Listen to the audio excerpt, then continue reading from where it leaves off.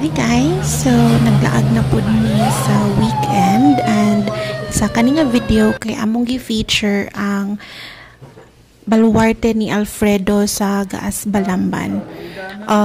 We stayed there for 2 nights. Actually, daghang wala nakahibaw-an ni pero nag-offer sad sila og overnight stay. Since daghan man mi, ang among gi-rent kay mao ni siya.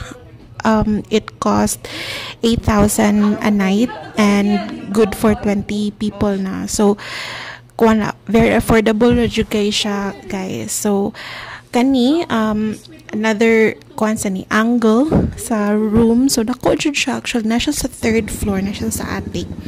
And, na-amaze po ko kay piling hangin na. So, if ever mo adto mo overnight or di, mo suggest jud mi nga magdala mo og jacket. Kilabi na kadtong mga dili comfortable sa bugnaw nga temperature. So, mo niyang day 1 na mo kanang overlooking siya sa Balamban jud mo ni siyang Junichi nga company. So, kita kaayo siya sa kung asa mi nagstay. Amazing kayo kay di jud mo magutman diri sa Baluarte kay 24 hours pud ang ilahang kuan kanang tindahan. So makapalit ra jud ka og makaon nimo di ra jud mo magutman.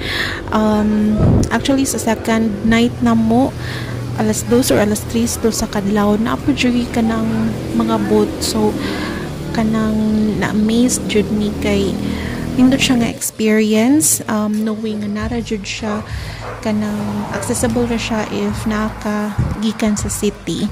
So sa mga wala pa nakaadto, daplin na jud siya sa Dan sa Trans-Central Highway. I think ang Gaas mo na ang first nga city man siguro sa Balamban, dili ko sure pero mo na ako nadunggan.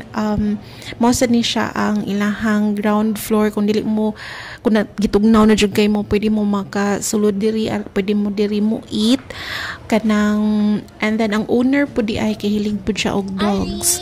So mo ni siya si Aris. Wala ko tagdag, gisamukan siguro na nako kay nagsige ko lakaw-lakaw. So mo din ni ang amo ang gistayhan pod katong akong gi-feature ganina nga ni overlooking siya sa Balamban. Kanang kung ganahan mo, interested mo visit o mo stay dito, i-message lang sila sa ilang Facebook page. Kanang mo reply ra jud sila para mabook mo og tarong and maka-reply pod sila sa inyong mga questions. So maura ni ang ako ang video for today. Thank you so much for watching. Bye.